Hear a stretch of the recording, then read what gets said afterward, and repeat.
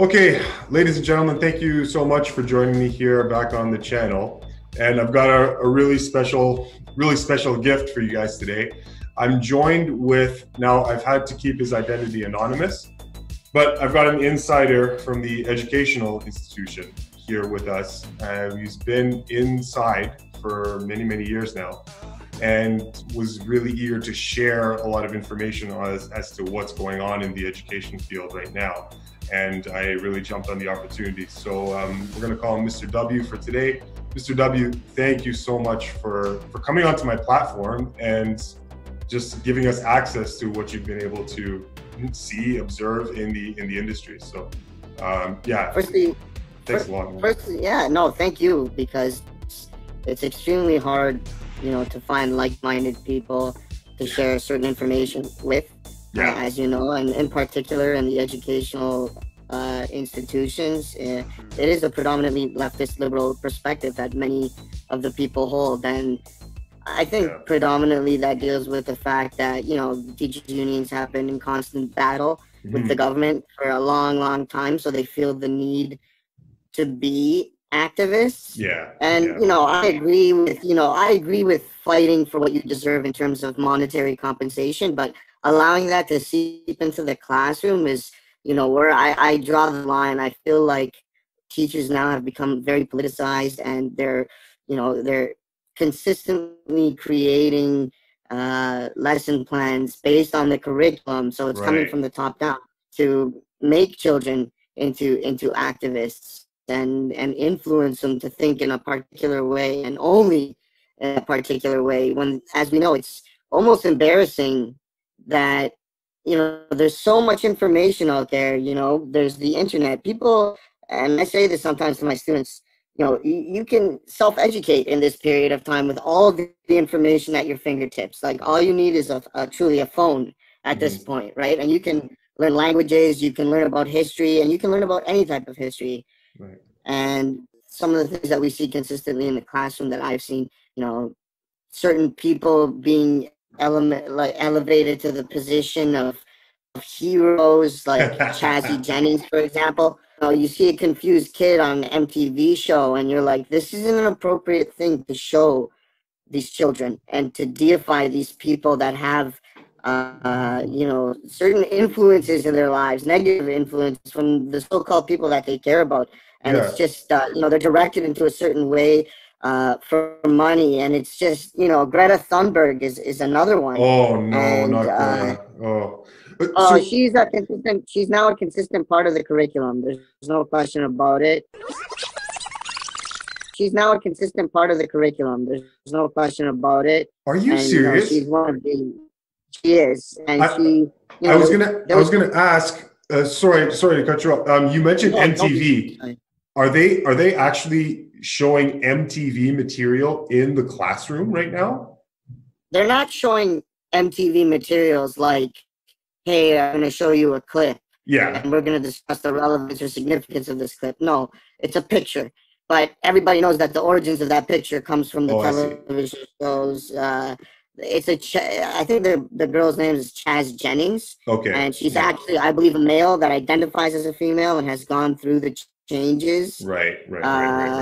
So, and, as you know, like, certain ages are very, they're going through developmental changes, not just physically, but mentally as well. And I feel like, this is an element that we need to kind of steer away from, exposing to kids that can be influenced rather easily. Right. So it's just frustrating to see. Oh, I know. I feel you. Yeah, I feel you. And see, this is the problem. Now, throughout history, we've known that social engineers specifically target the children. They specifically target the children because they know that from the critical developmental ages, 0 to 7 and beyond, the mind is like a sponge, and it's just soaking up absolutely everything. And this is a way for the human being to prepare for the world that they're going to be living in. And so, absolutely, yeah, absolutely, and it's been a really, really kind of insidious thing what they've done with the school system in general. And we're talking from, from the late 1800s, early 20th century.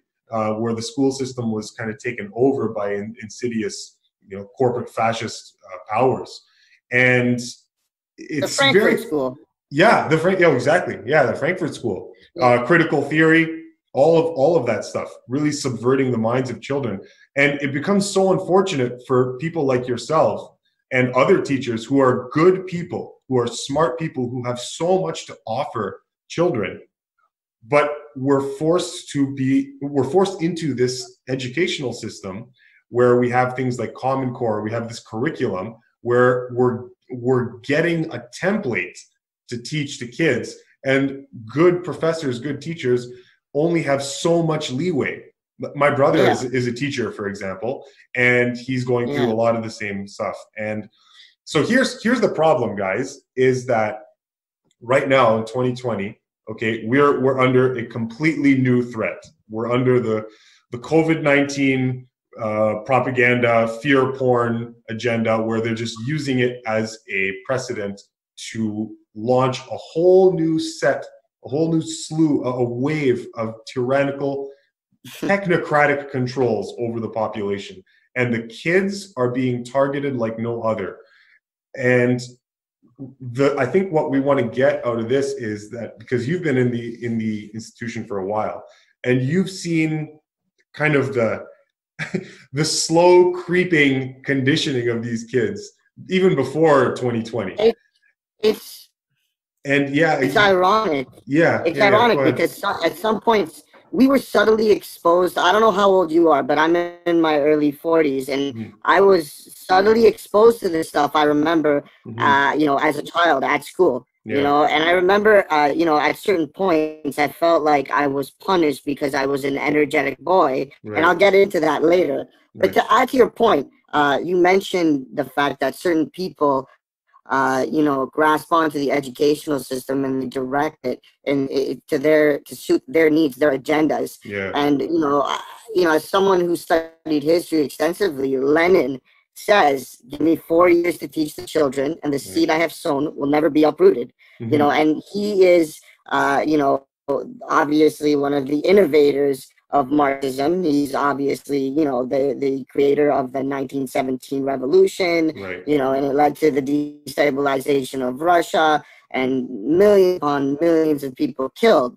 And these are things that are often avoided. Like the focus is never on the rise of socialism and its destructive patterns. It's always on the rise of fascism. But the irony here is that,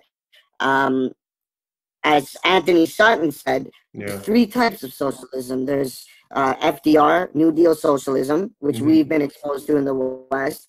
There's Bolshevik socialism, and then there's Nazi socialism or National Socialist socialism, right? And basically, the only difference between the Bolshevik and the National Socialist versions of fascism is that one actually lets the citizen kind of prosper, even though they do have to conform, and the other one conforms the person into the system and beats the culture out of them. So one is sort of like a culturalist fascism, and another is like a hyper nationalistic form of fascism. They're no different, right? They're on the same spectrum, and I just think that we're fighting the wrong battles in terms of the disparities in the best way that I can put it is that the education system right now is being subverted by social engineers. And I can give you dozens of examples off the EDFO website. If you go to edfovoice.ca, if you look at a whole slew of their magazines, everything is filled with social Marxism, from Black Lives Matter to climate change, to Greta Thunberg, to the new normal. That's a word that's exploded into educational lexicons. And kids are going back to school, and the first thing they're learning about is, guess what? Ebola outbreaks and SARS. So let's compound fear with fear, right? It's just, and you can see, like, I see the boys and girls, and I see some of them that I know as energetic, right? That in a normal classroom environment would kind of be buzzing around, and you can tell that there's the fear of God in these children, because all of them are in this whole like 1919 classroom mentality where they're silent, they have their masks on, which is completely unhealthy for absolutely. 7 hours a day. Yeah. You know, and it's ridiculous. We know this. Mm-hmm. And this information is public, right? So teachers are creating lesson plans to, you know, dictate the new normal, right? What are the principles of the new normal? How has the world changed? Right. And just to bring back Yuri Bezmenov, he mentions this. There's a normalization period after, you know, a sort of catastrophe or war, destabilization period. Exactly. And it's just, I feel like I'm involved in this. You know, I feel like, hey, you know, I love my job because I love to influence young minds, but not influence them to a certain direction. No, I like to expose them to great knowledge. That's sometimes it's going to be considered liberal knowledge. Sometimes it's going to be considered conservative knowledge, but great knowledge is great knowledge all the same. Yeah. For example, I like Howard Zinn, but I also like Paul Williams as an author. They would be on the opposite ends of the spectrum. You know, I've read Patrick Buchanan, who's an excellent historian who basically documented one of the most accurate histories of World War II without the typical mumbo jumbo you get in high school. You get the base fundamentals of imperialism, fascism, colonialism, etc. You get bullet points. You never get the actual breakdown of why wars happen. There's never the talk about like bankers' involvement, industrialists' involvement, corporate involvement, you know, and it's just so frustrating because what frustrated me the most is I realized that I was subjected to this type of social engineering when I started reading books outside of school that, you know, were from accredited and great authors, you know, like Anthony Sutton, for example. He breaks down how, you know, certain elements of, you know, high-ranking American families profited off of rearming Hitler and the Soviet Union. Right. You know, you don't learn about that in high school. Right. And I think that there's this talk about let's create critical thinkers, but we're only going to give them information from only one side of the spectrum. So inevitably, they're being socially engineered, and it's just just frustrating to see. I know.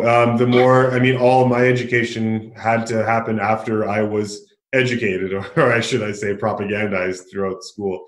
Now, I guess one thing that I wanted to ask you was, okay, because we kind of touched on it a little bit, but could you give us, maybe even walk us through maybe a typical day, or because a lot of us have been out of school for a long time. Sure. And we only have our own personal experiences of high school or university or college right now, but specifically high school, elementary school, we only have our own experiences. And a lot of people, they just don't exactly know what is happening, the monstrous types of things that are happening in elementary schools and high schools right now. Could you give us just a general outline of what a day would be like in the schools right now, and what material is being taught? If they're in a particular class, what is being given to them? You know, so just your general outlook on what's happening in the classroom, typical day. So typical day would be, from my perspective, you know, we start at say 9:15 and we end at 3:45. It's your typical day, I would say. From what you remember in elementary school and high school, it's pretty structured in the sense that it's broken down into 3 blocks. There's periods in each block, and there's basically transitions from, it could be from one teacher or it could be from a handful of teachers. There's transitions from strand to strand. So, for example, you can go from math to English, and then you can go from English to music.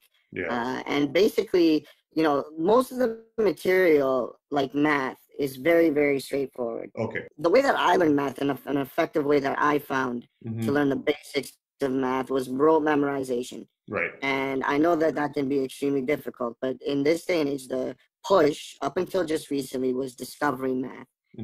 And the idea behind discovery math was basically they give a whole bunch of tools to the kids, and you tell them to solve a problem without having any, you know, backwards knowledge.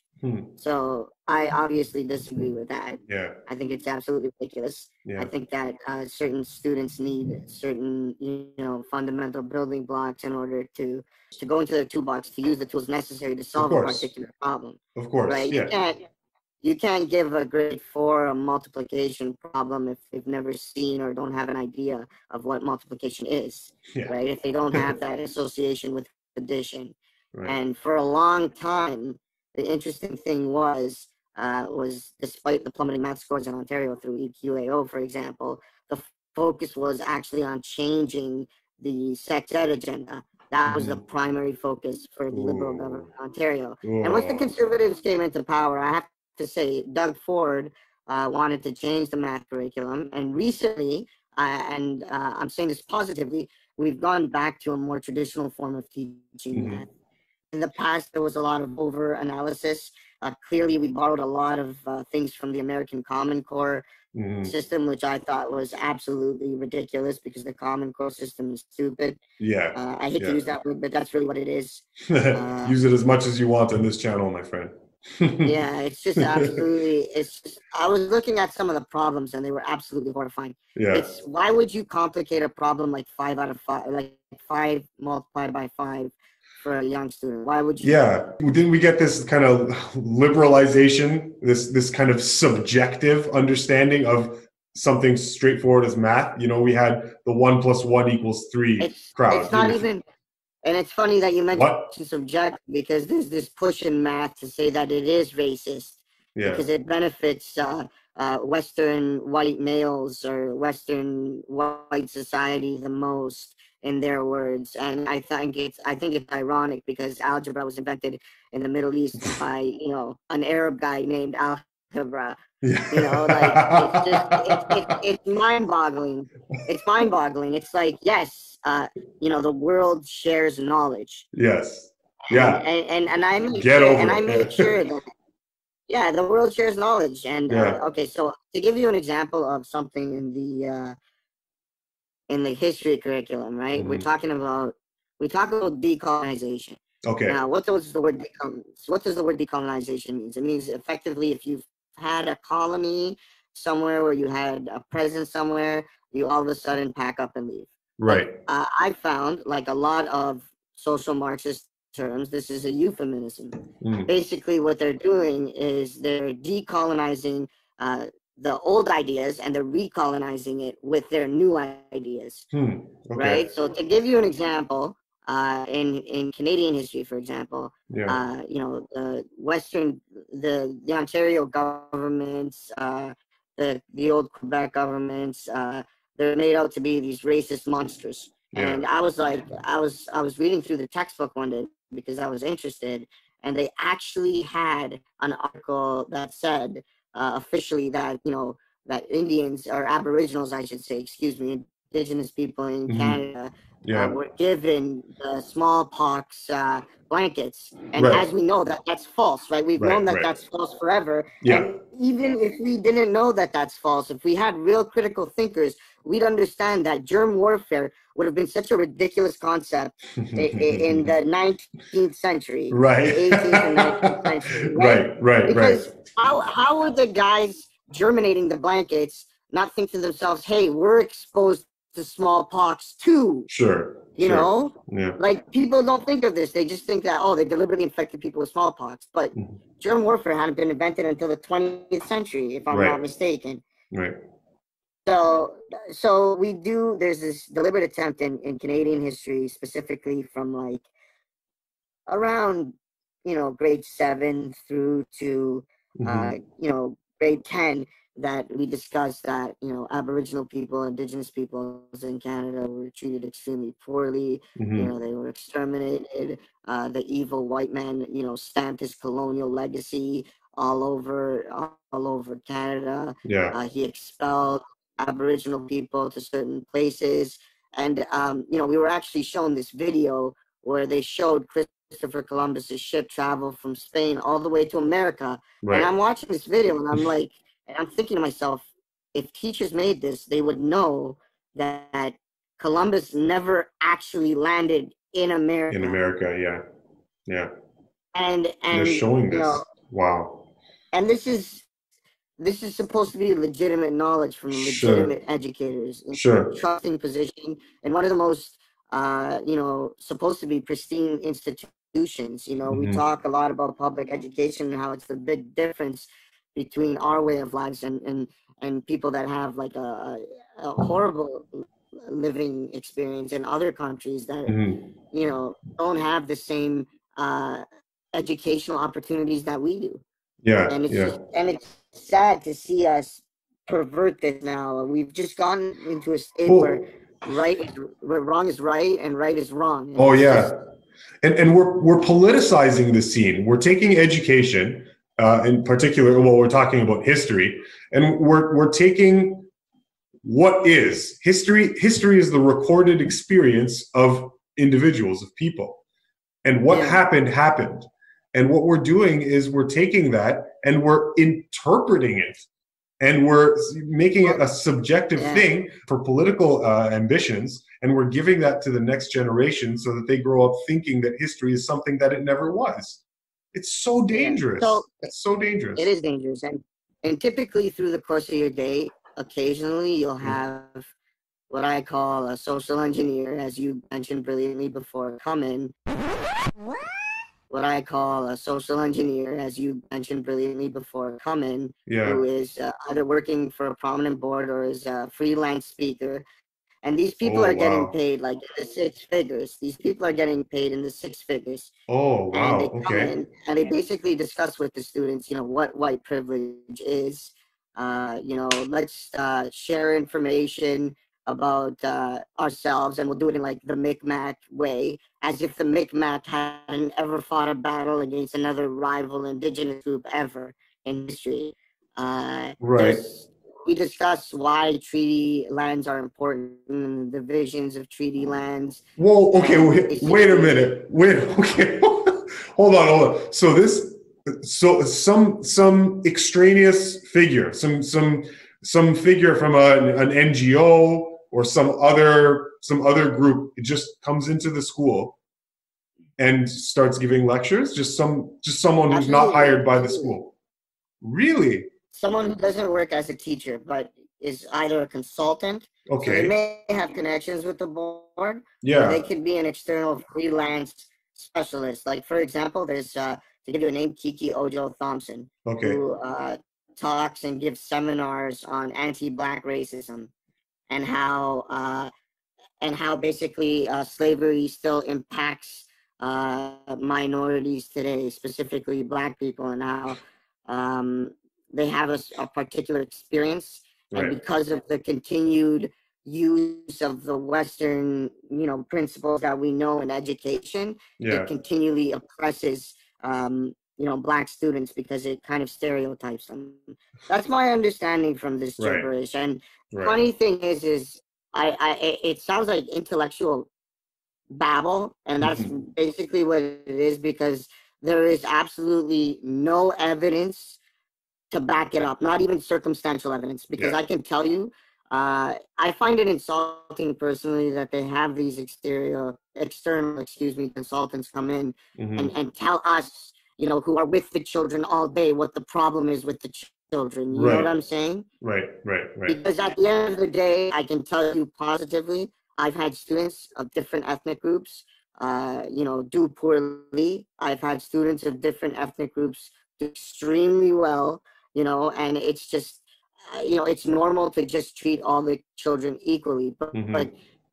I stop at equally. When equity comes into the equation, and you'll hear the word equity in a classroom, God knows how many times from certain teachers, Hmm. you just want to gag, because equity is basically the idea that we should have the same outcome, Yes. Yeah. and Exactly. it's just ridiculous. Yeah. It's Exactly. ridiculous because we all have our different strengths and weaknesses. And you know what? If you're young and you're dedicated, the truth is that you can turn a weakness into a strength. Sure.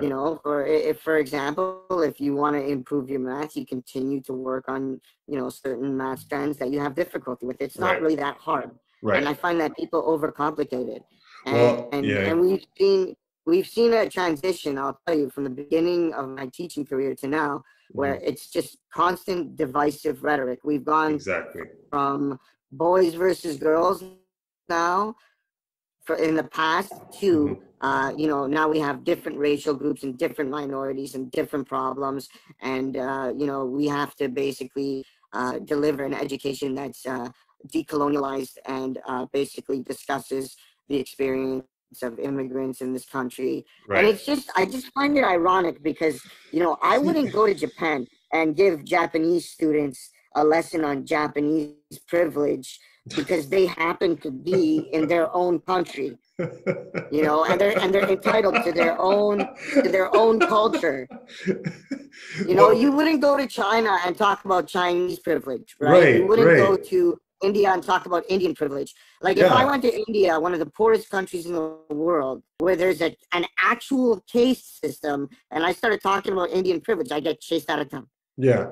It's just absolutely ridiculous. And I've been called a privileged, entitled white male, and it's funny because you know what? If you studied history, you would know that I'm actually Indo-European because people migrate from everywhere in the world. Yeah. They come from different places and they've gone around. And that's the thing. When decolonization was brought up, I said, so what does this mean? We all pack up and go home? Do we go back to our cytoplasmic states on the beach in Madagascar before we evolved into human beings that dared to travel, that dared to build boats? Right.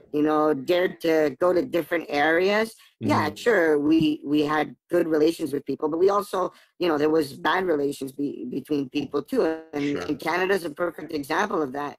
They never teach in Canadian history courses, as far as I know, they never teach that the Aboriginal populations in this country were at war with each other before the Europeans arrived. Oh, of they course never they teach were. that slavery existed in North America, and this is a documented fact, long before the European settlers arrived here, or colonizers now they call them, because settlers was apparently too benign, so we call them colonizers now.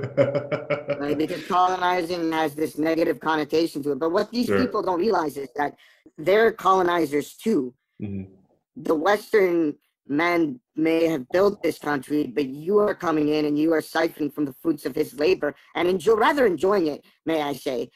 The people that I hear talk about climate change the most are people that drive cars that are like $95,000, and I'm just I'm like, are you kidding me right now? Yeah. Climate change? Yeah. Really? Well, that's another thing that's kind of prolific in the school system. A lot of green agenda is just being drubbed into the kids. Sorry to interrupt you. But no, it's fine. No, this is your platform right now. I mean, I'm so thankful that you were able to come on here, and I just wanted to give you just a platform that you could just share whatever it is that you've wanted to that you haven't been able to before. So. And I appreciate that, and I'm happy to be here. Yeah, no problem. And just to latch on to your point, if you read through the geography textbook, your eyes will literally bleed out. The things that you will see, the things that you will read. It's all about climate change. It's all about fear. It's all about consumption of non-renewables. Yeah. Right. And this is the same stuff that I remember being taught. Right. 30 years ago.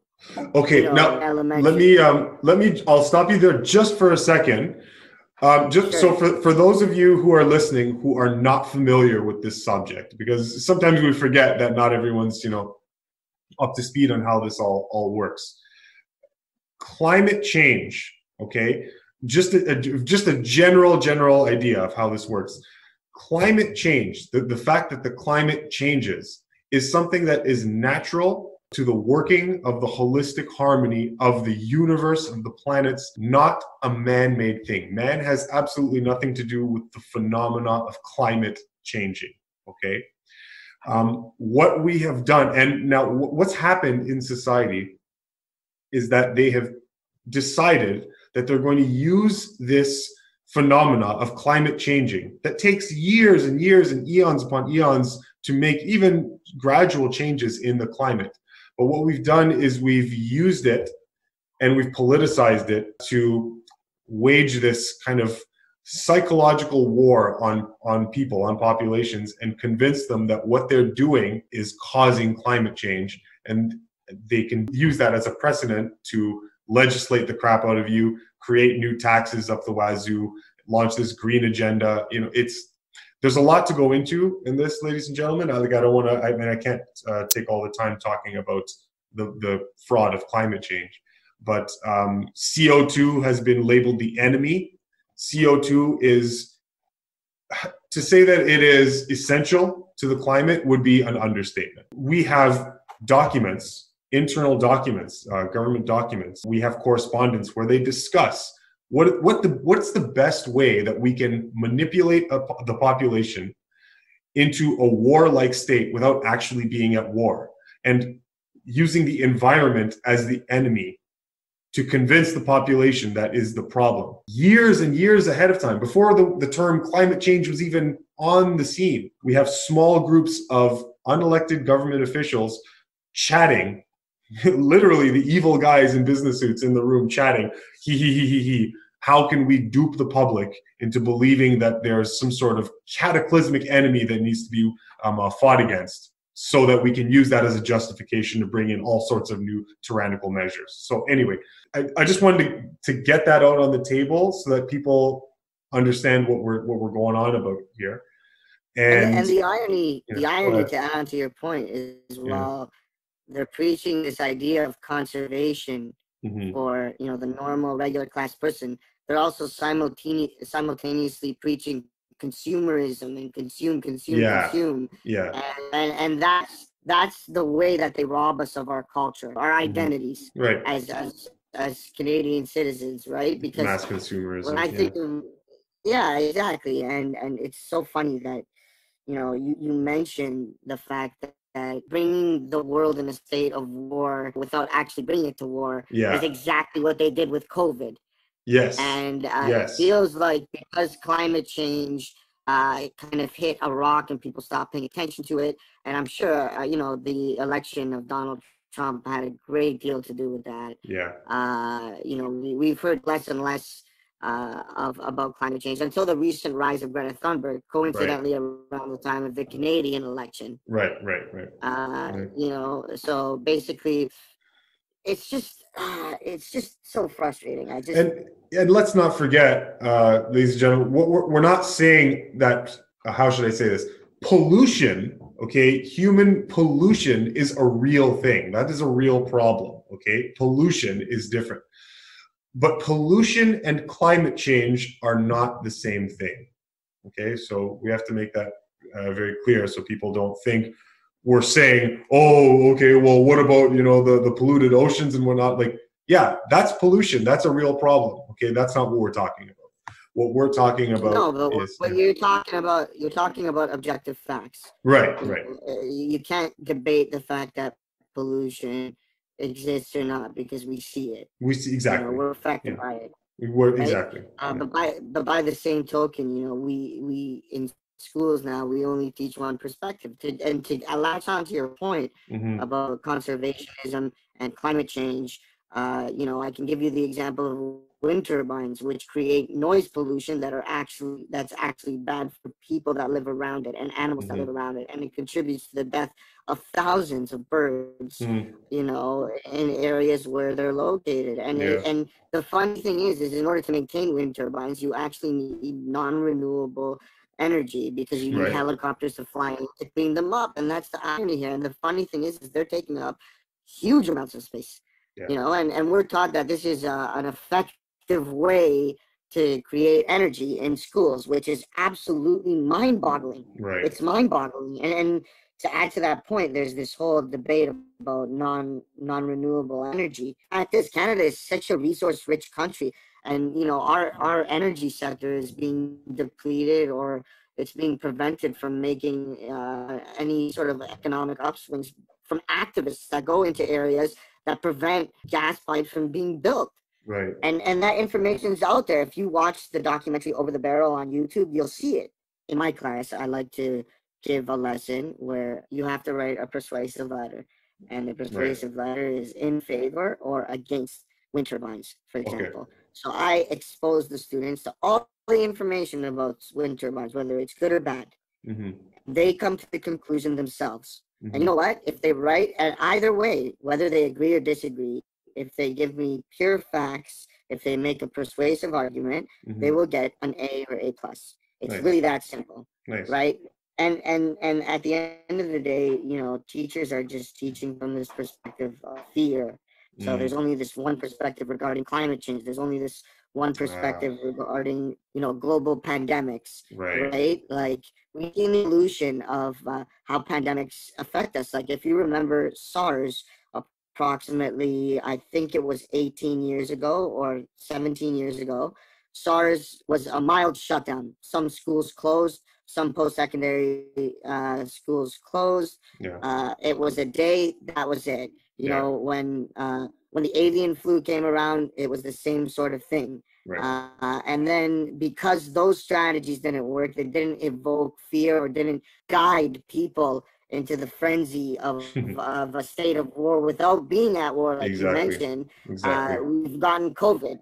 And the ultimate irony about COVID is that the people that have made all of these protocols have been consistently wrong each and every time.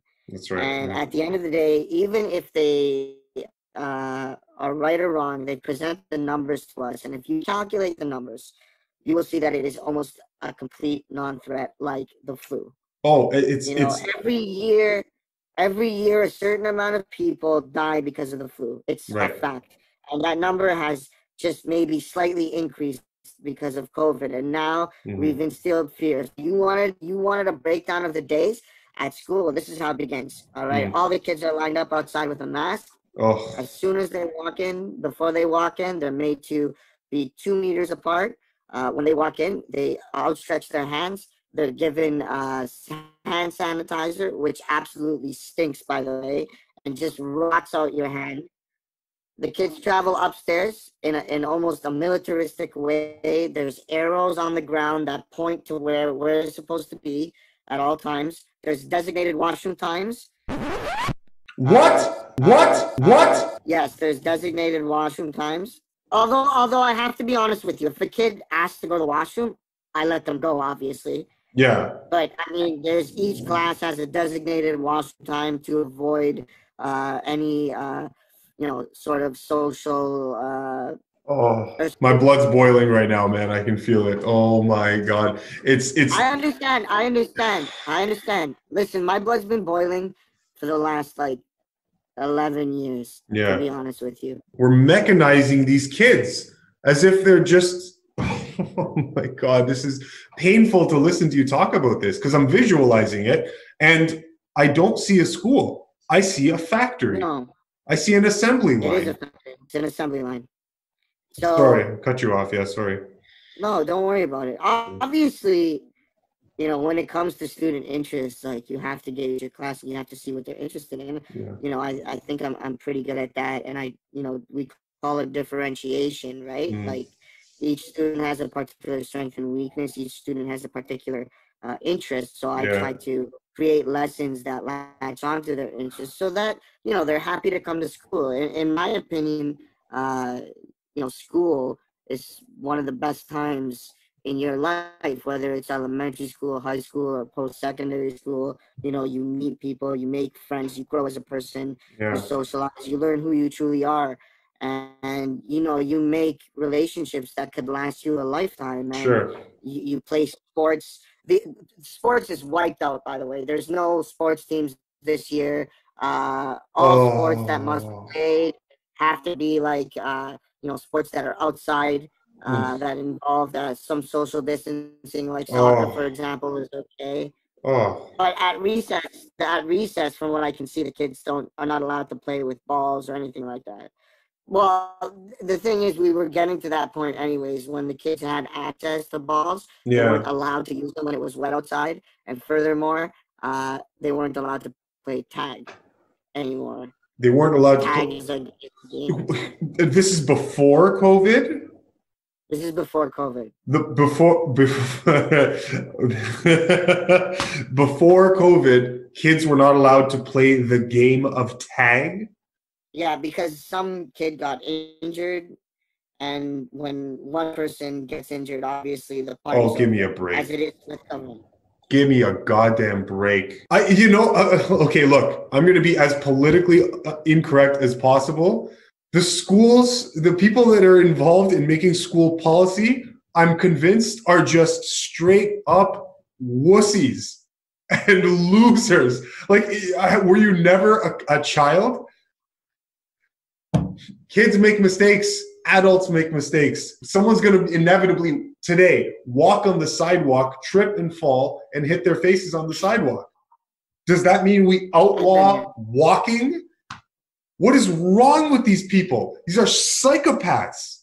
They're micromanagers. You cannot micromanage life. Injury and the potential for injury is part and parcel of being a being animated in a body living on planet Earth or whatever other planet you live on.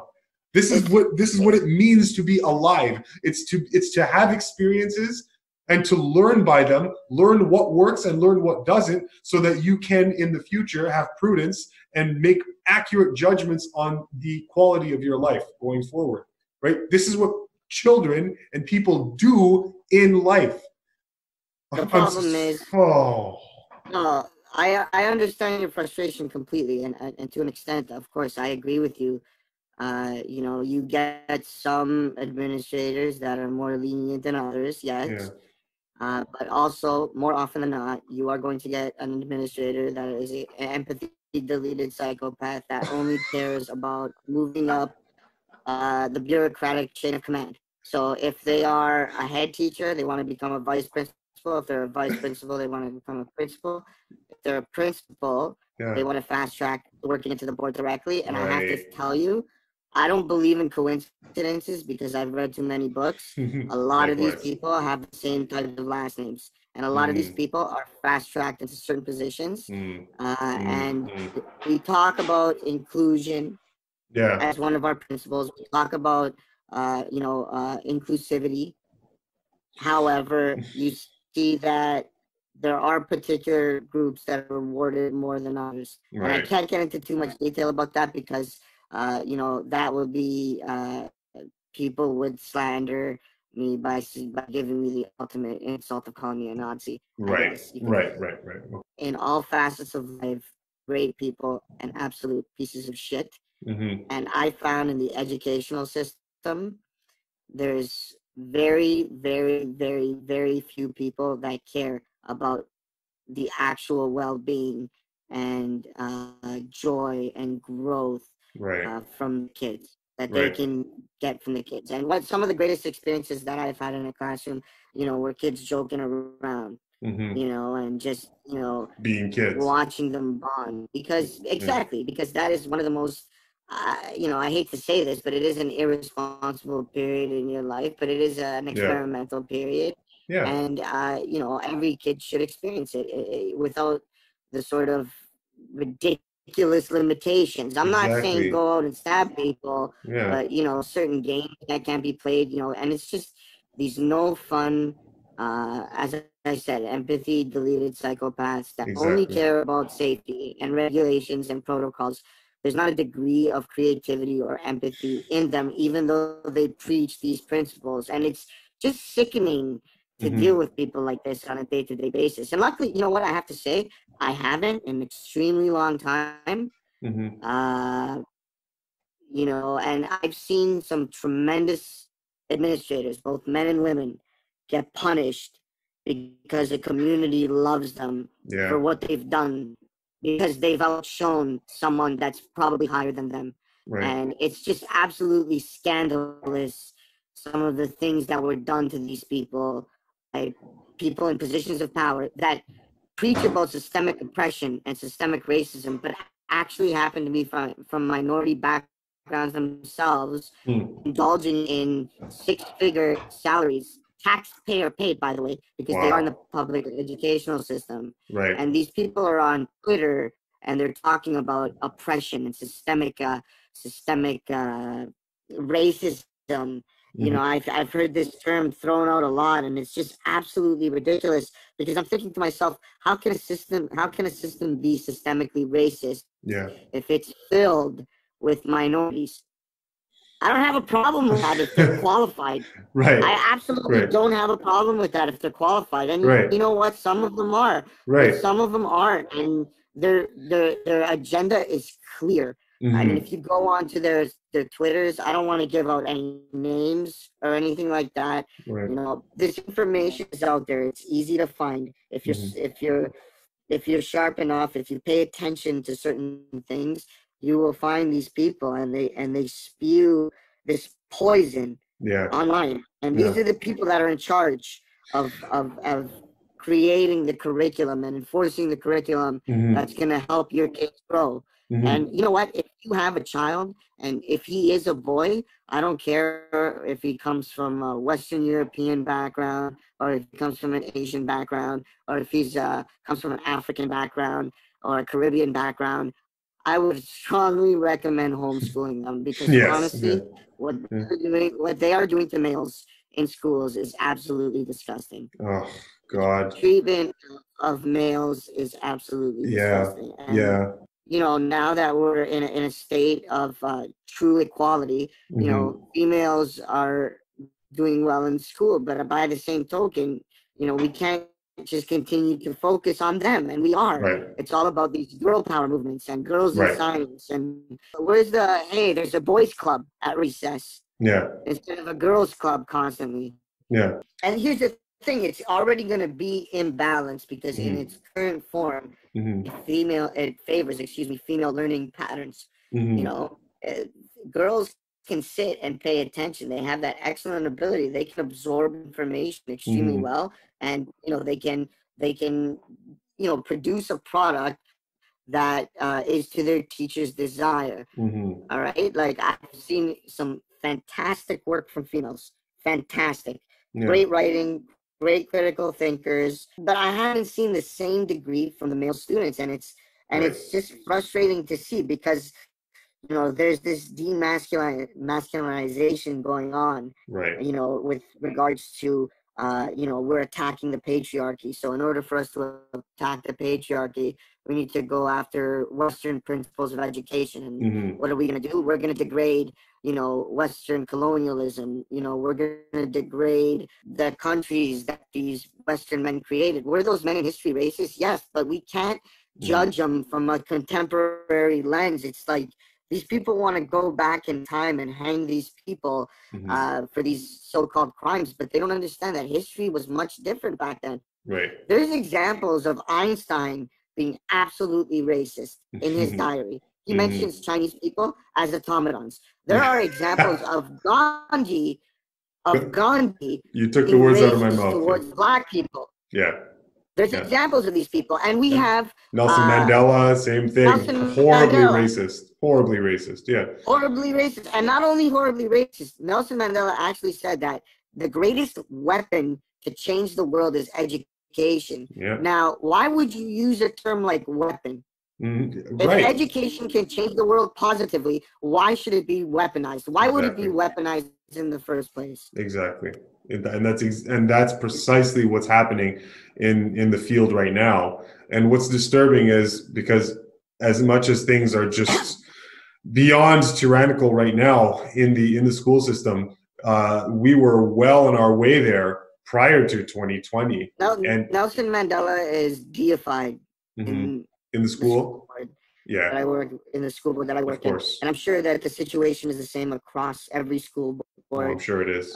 in this province. Yeah. And it sickens me, because yes, I do understand that Nelson Mandela fought for his people, Mm-hmm. right? But he fought for his people to the same degree that the quote unquote colonizers Mm-hmm. used to subject his people. So there was an equal amount of violence and depravity from both sides that never gets mentioned. Yeah. And if you take a look at South Africa now, if you take a look at the murder statistics, for example, under apartheid, South Africa was a much safer place. These are just the that's facts. right. Yeah. These are just the facts. You know, maybe Exactly. perhaps there was an equal opportunity for Black South Africans, but by the same token, when we talk about something like South Africa, we're just told that Nelson Mandela fought for freedom. Mm-hmm. You're never taught that South Africa was, largely an unpopulated and uncolonized place until the farmers arrived there, the Boer farmers arrived there. It was only later where the Bantu arrived that was contested.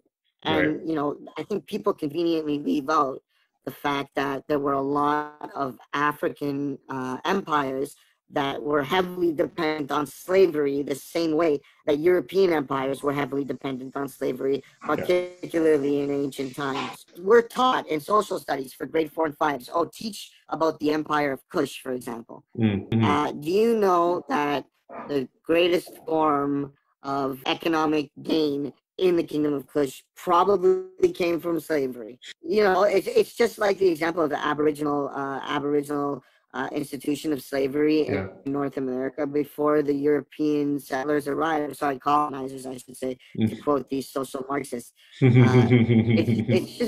It's just so frustrating because yes, there was war, there was bloodshed, there was slavery.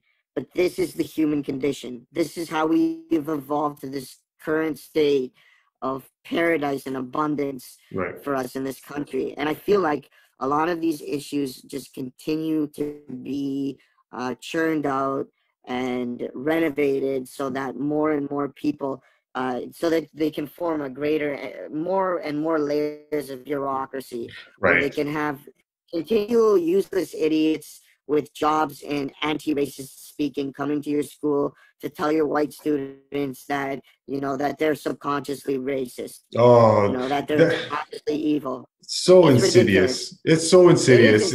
Yeah, and there's more than one example of videos that you can find circulating where people are lecturing on white people being incapable of being non-racist. Like if your skin is white, you are by default racist, and there's nothing you can do about it. It's nauseating beyond nauseating how this level of ignorance could be circulating.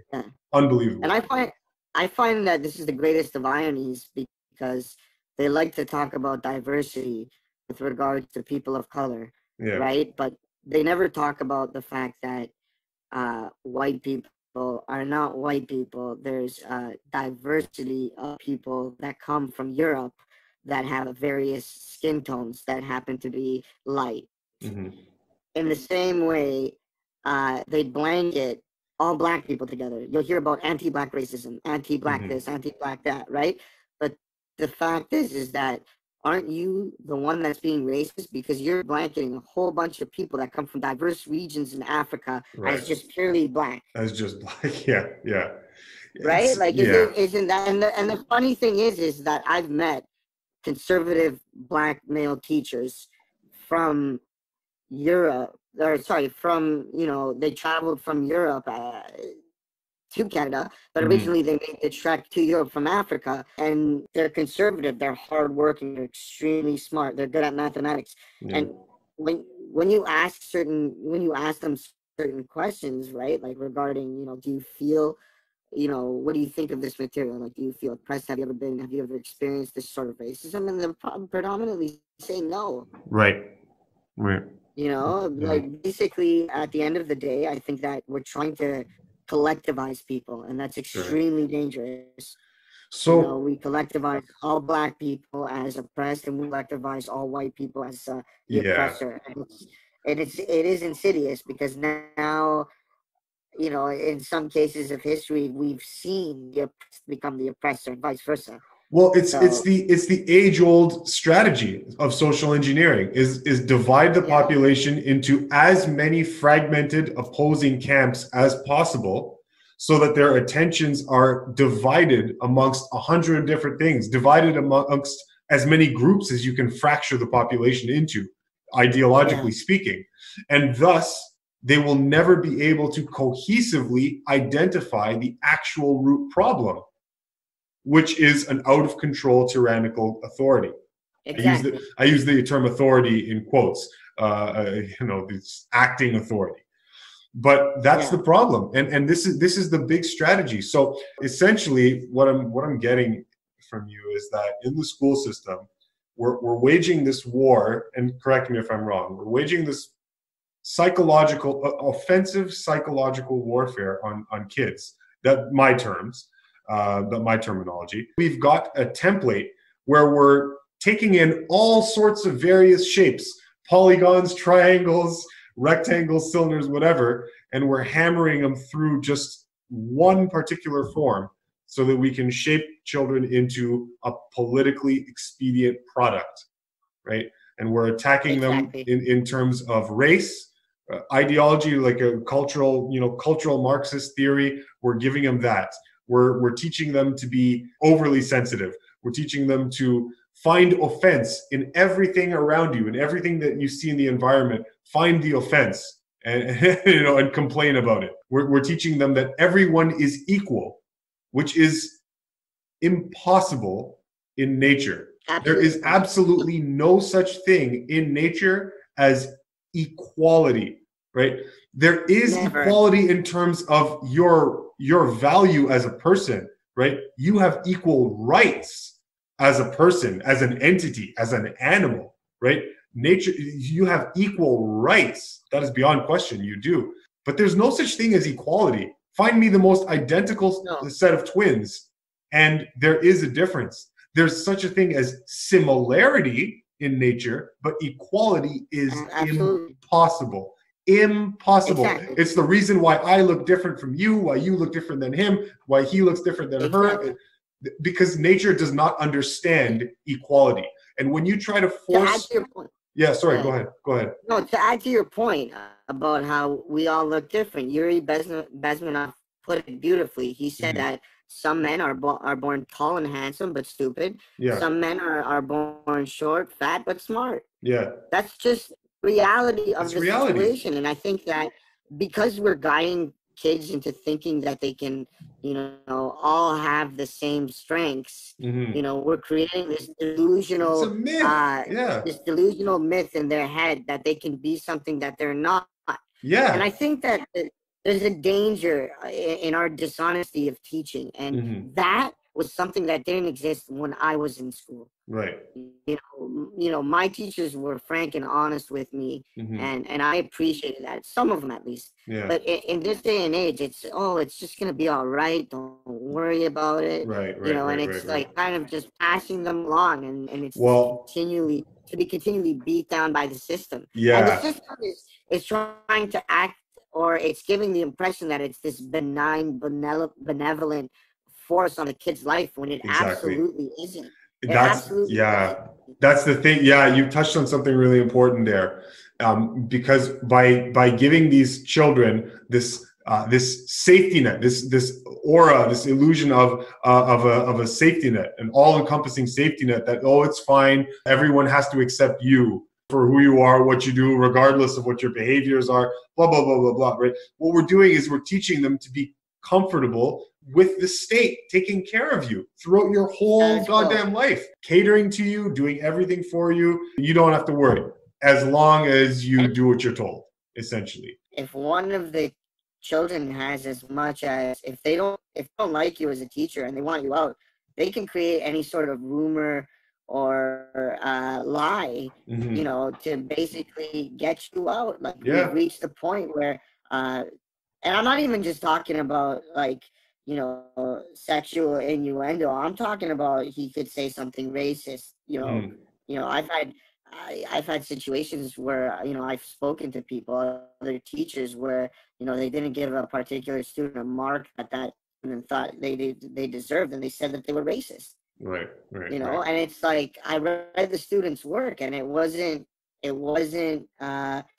he didn't do the job that he should have done if he wanted the mark that he wanted. And it's like, some of these people feel entitled to certain standards that they haven't earned, and they'll use these techniques of oppression and self-victimization to get them. We're teaching kids that it's cool to be the victim, and that's where I have a problem.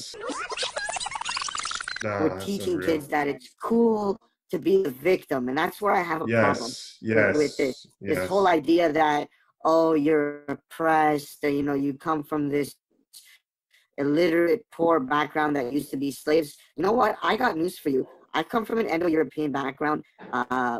My dad is an immigrant. My mom's a refugee.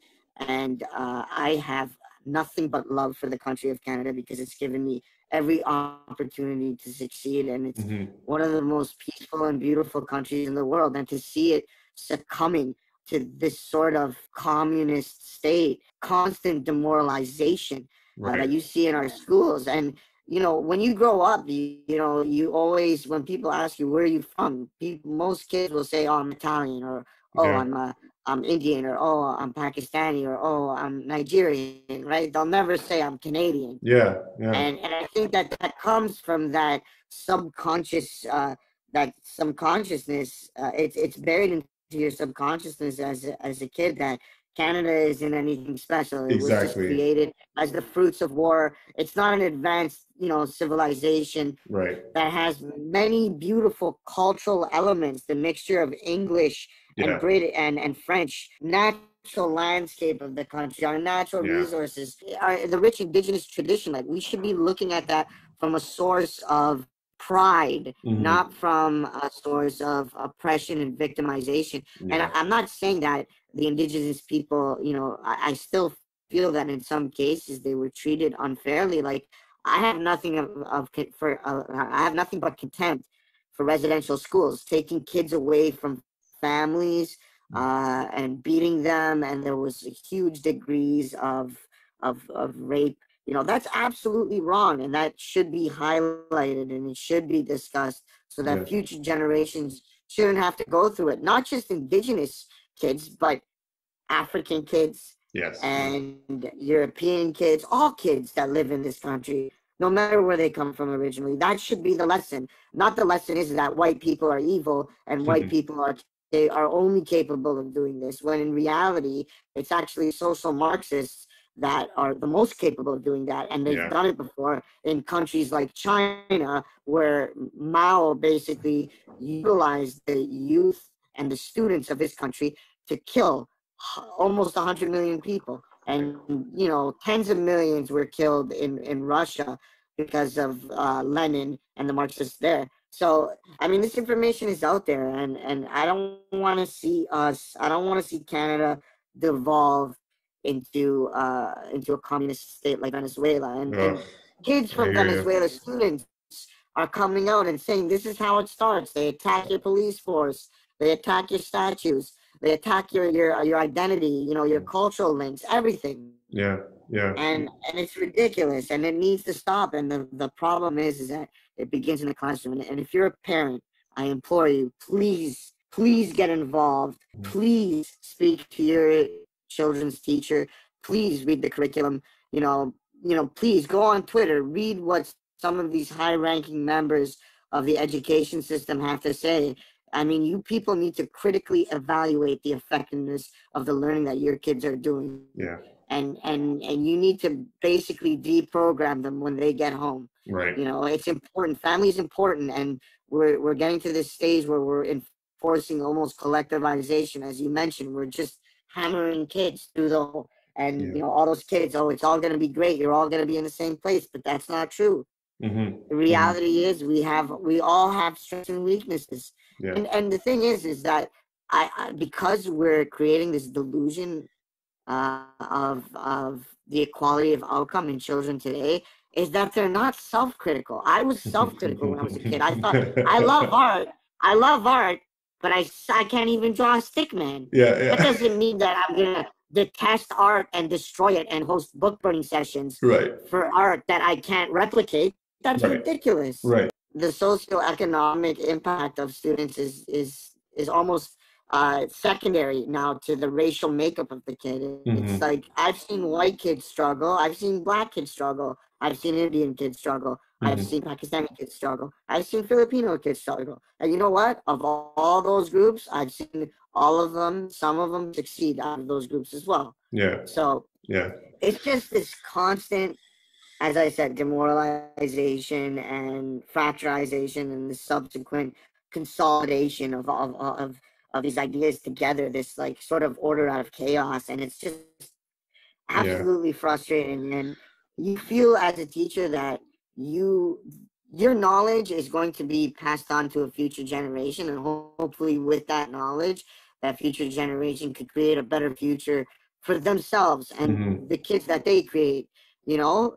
And I just don't see that. I see us creating this constant stream of victims and oppressed kids that have, we're normalizing mental issues. There have been teachers that spend an inordinate amount of time talking about mental health and stuff like that. And you know what? That's important, I find. You know, which it is. It can have the opposite effect if it is a constant source.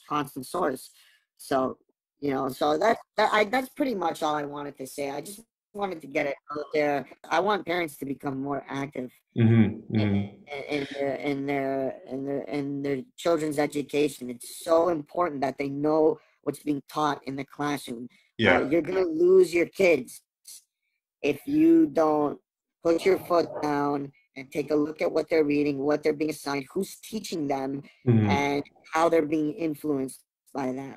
For those listening, if there's something that you can take away from this, it's one thing to remember. Parents, new parents out there, soon-to-be parents, never ever forget that it is not government's responsibility to take care of your kids. It is your responsibility.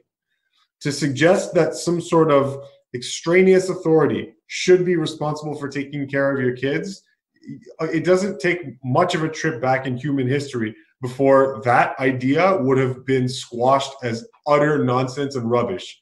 How could you want to renounce your role, your responsibility in bringing up your kids, in teaching your kids, and educating your kids? It's largely the parents' responsibility. So we have to remember that.